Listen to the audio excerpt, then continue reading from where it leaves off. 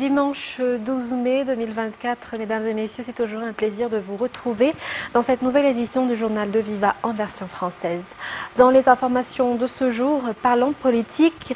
Au niveau des élections, le nombre des bureaux de vote a augmenté pour les élections législatives qui se tiendront sur le territoire de la République de Madagascar le 29 mai prochain, selon le président de la CENI. La raison est l'augmentation du nombre des électeurs inscrits.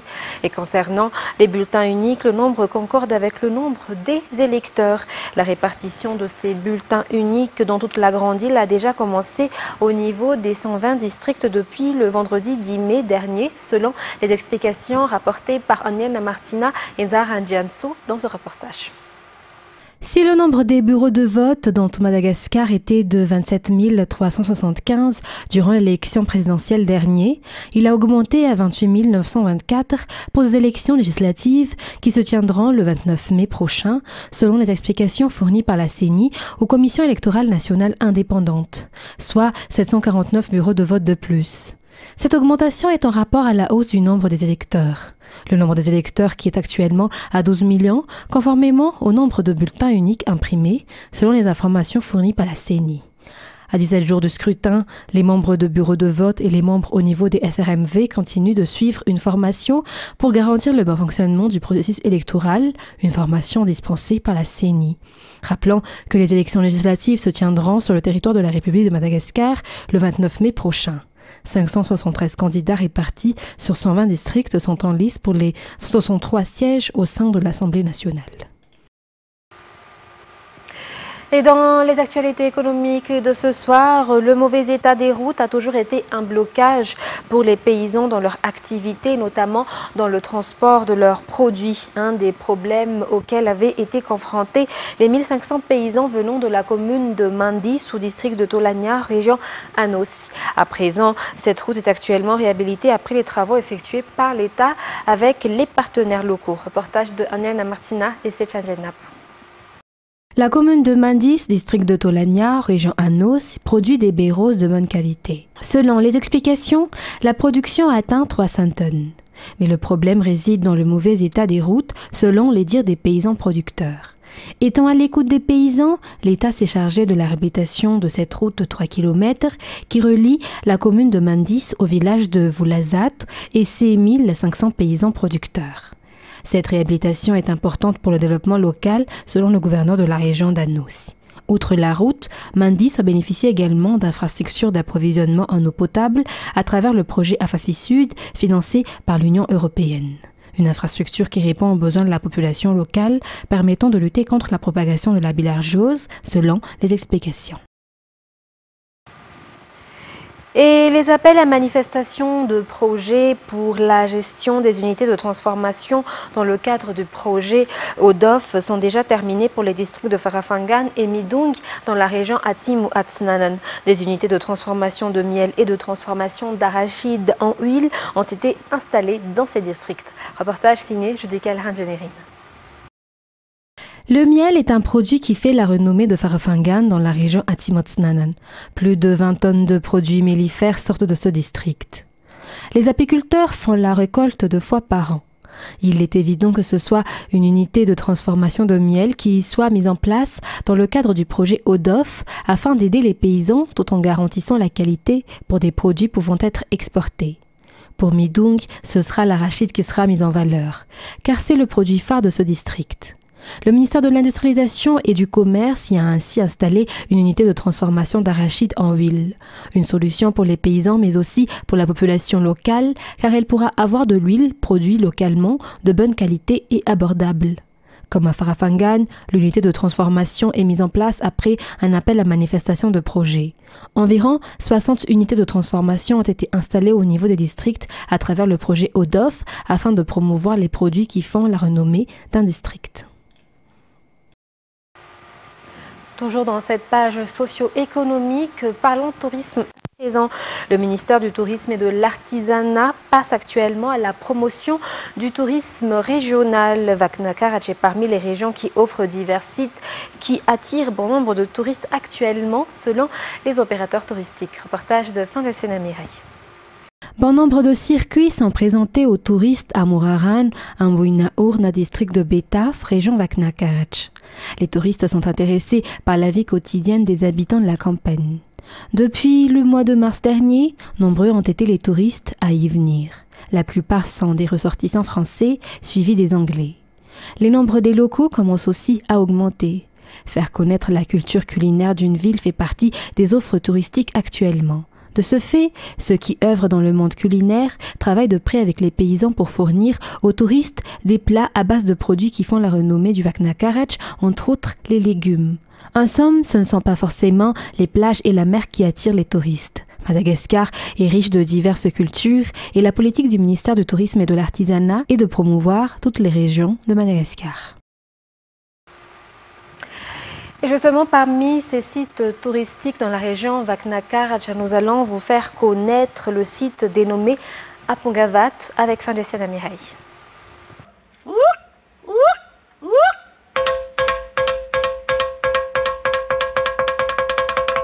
C'est un lieu autrefois habité par les Vazimbes qui, selon la tradition orale malgache, étaient les premiers habitants de l'intérieur de l'île. Ils ont donné leur nom à une période de l'histoire malgache qui prend fin au début du XVIe siècle, avant la période de la royauté malgache. Nous sommes à Apongavat, dans la région Vaknakarach. Des années après, les rois sont arrivés et le lieu est devenu leur lieu de résidence. Les Vazimbes ont migré vers la région Menabé. C'est maintenant un lieu saint pour ceux qui respectent la tradition malagasy, un endroit où l'on fait des offrandes pour demander la bénédiction. C'est aussi un lieu devenu touristique dans la région Vaknakarach. Jusqu'à aujourd'hui, les divers rituels s'y perpétuent encore pour respecter la source et l'origine. Garder les valeurs de cet endroit est aussi une façon de conserver la culture malgache et de mettre en valeur de tels patrimoines historiques.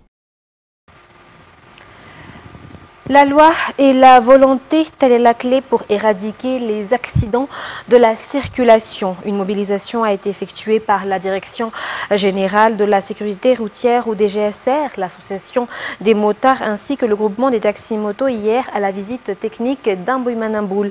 Les deux roues ont été particulièrement invités car ils sont souvent victimes des accidents, pour la plupart mortels. Reportage signé Judical Ringenérine et Braz Dellingson.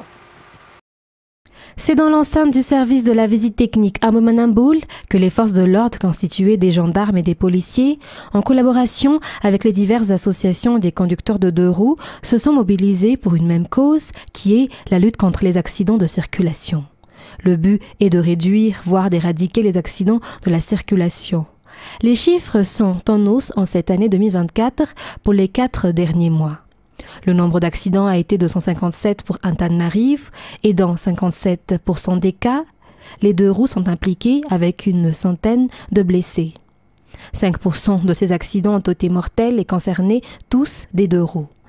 Face à cela, la sensibilisation est renforcée. L'ATT est aussi venue donner la main pour cette sensibilisation qui a été tout de suite suivie de pratiques. Les forces de l'ordre ont enseigné les minimums à savoir dans la conduite d'un véhicule de roues. La sensibilisation a été suivie d'une marche commune pour marquer la volonté de tout un chacun à lutter contre les accidents, surtout en cette veille de la fête de Pentecôte. Le thème de cette sensibilisation est « Stop Accident ».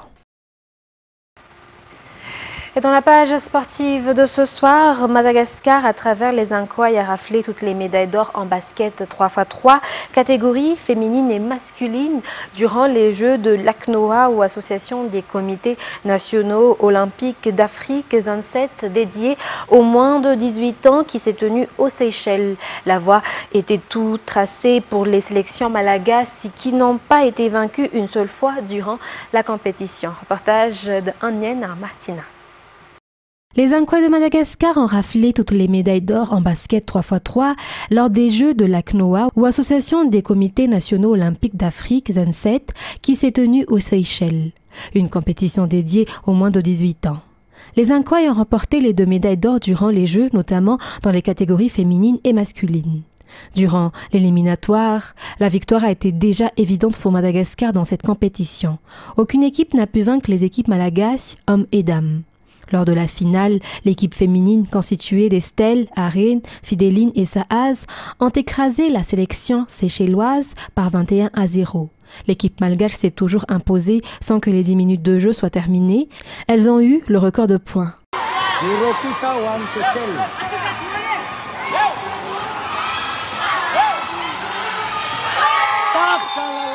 Dans la catégorie masculine, Arendt, Loïc, Famentsu et Ulrich ont vaincu les Comores sur le score de 21-9. S'ils ont déjà vaincu ces Comoriens par 21-1 lors des demi-finales. Les joueurs malagasy sont retournés au pays hier. Dans les actualités internationales à présent, des crues subites dans la province septentrionale de Baglan en Afghanistan ont fait au moins 311 morts selon un bilan provisoire communiqué hier à l'AFP par le programme alimentaire mondial. France 24. La boue a envahi les habitations de ce village de la région de Baglan. Ici, ces Afghans nettoient les rues comme ils le peuvent, à l'aide de moyens dérisoires. L'inondation nous a pris par surprise et les gens ont subi de nombreuses pertes. Elle a emporté des enfants, des voitures et d'autres biens de la population.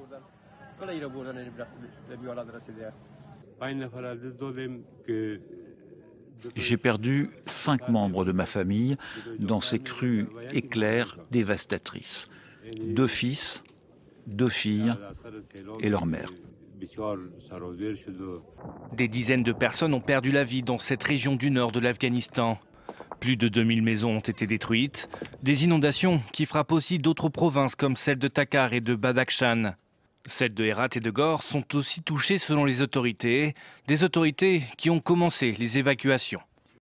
L'armée de l'air a envoyé des vivres aux victimes des inondations dans la province de Baglan. Dans le prolongement des opérations de secours, les hélicoptères des forces aériennes du pays ont transféré aujourd'hui les victimes des inondations dans des hôpitaux de campagne. Depuis la mi-avril, plusieurs épisodes de crues ont fait une centaine de morts dans 10 provinces du pays et aucune région n'a été épargnée.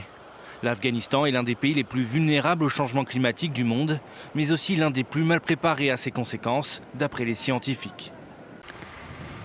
Et plus de 4000 personnes ont été évacuées des zones frontalières de la région de Kharkiv dans le nord-est de l'Ukraine, a déclaré aujourd'hui le gouvernement local à la suite d'une offensive russe transfrontalière surprise qui a débuté depuis vendredi. France 24.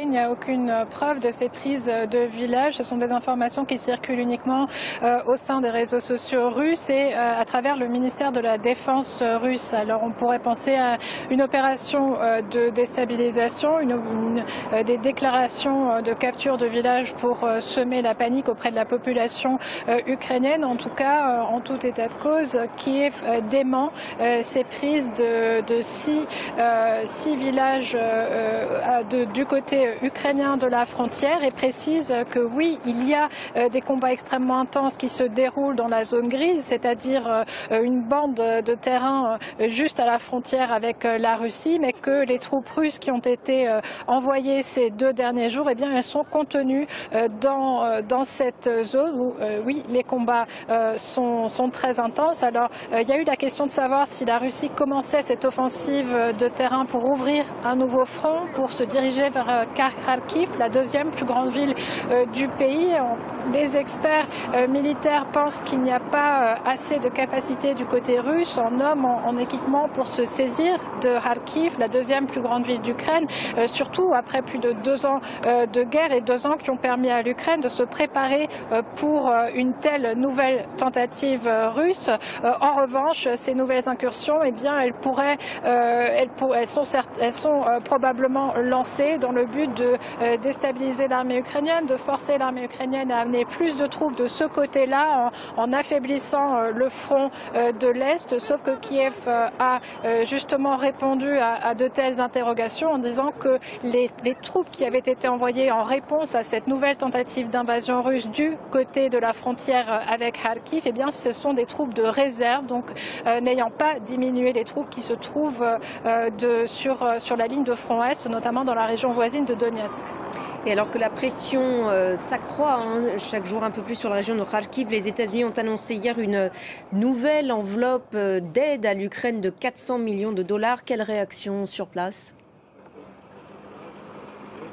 Bien écoutez, c'est du soulagement. On a eu des mois d'incertitude avant que les États-Unis ne débloquent l'enveloppe de plus de 60 milliards de dollars, puis cette nouvelle annonce qui était inattendue. Donc évidemment, c'est une annonce qui est bienvenue ici.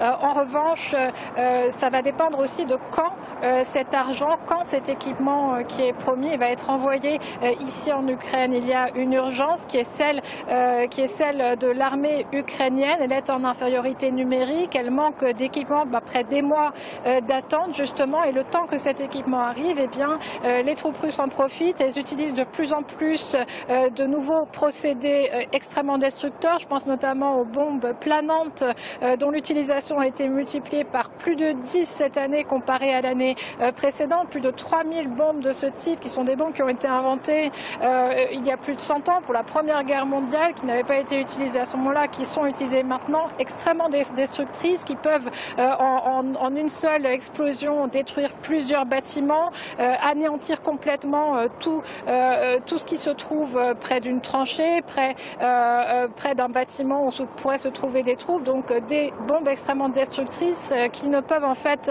être neutralisées qu'avec une défense aérienne solide. Ce n'est pas encore le cas de l'Ukraine, puisqu'elle est encore en attente de sécuriser son ciel de façon complète. Donc ces annonces, évidemment, elles sont très bienvenues ici à Kiev, mais pour les Ukrainiens, pour l'armée ukrainienne, elles doivent être finies, elles doivent être suivies par l'envoi rapide d'équipements, notamment en matière de défense aérienne.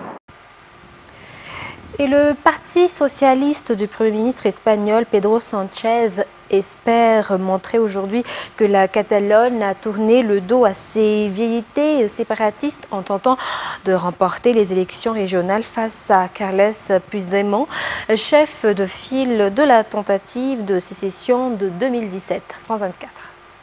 En effet, le scrutin régional sera scruté de très près par Madrid et par le pouvoir socialiste. La Catalogne a eu des majorités indépendantistes depuis 2012. C'est peut-être la première fois depuis 2012 qu'une majorité non indépendantiste, ou en tout cas menée par les socialistes, pourrait voir le jour ce soir. Effectivement, Pedro Sánchez espère damer le pion aux indépendantistes, même si avec eux, on le sait aussi, il a instauré une sorte de paix des braves. Il peut gagner son pari. Les sondages le placent en tête. Alors, la branche catalane du parti de Pedro Sánchez, donc le parti des socialistes catalans que mène Salvador Illa, qui était son ministre de la Santé pendant la pandémie du Covid, va vraisemblablement remporter les élections ce soir.